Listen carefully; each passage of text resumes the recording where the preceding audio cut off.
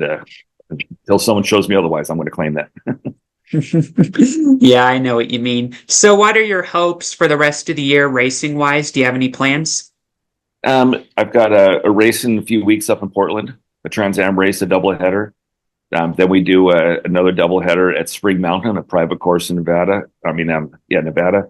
That's we raced out last year, and then we have the finals at Coda in November, which is a lot of fun. Last year I raced my Corvette, clinched the championship there, and they did my first race in the TA2 car, more just to get my feet wet. That was the first time I actually raced in that car at all, and very tricky car to learn at first. It's not real obvious. And I'm still learning. I've had so much success in racing, and this year my best has been couple of six places, even though my lap times in qualifying are faster than the guy I bought the car from last year, who won some races and almost won the championship. I'm faster than he is this year, but I'm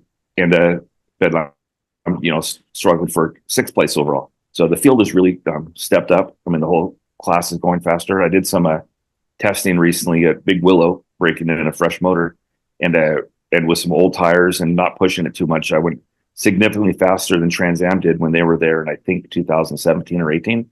And I'm not pretending to be better than those drivers were at the time, just saying the cars have gotten better. To be honest, I'm not sure exactly what my car is in 2017. So my car was there at that time, actually.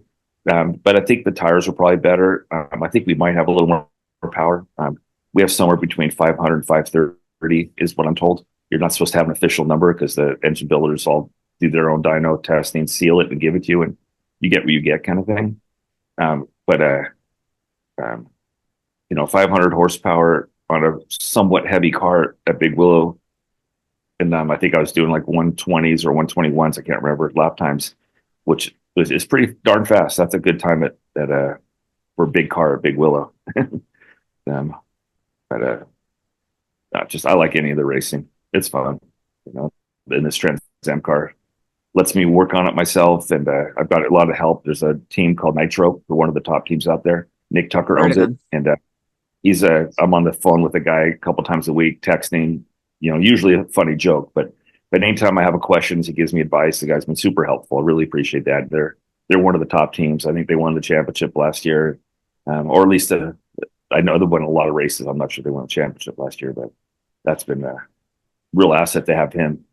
These TA2 cars are relatively simple when you look at them, but that's what makes them hard.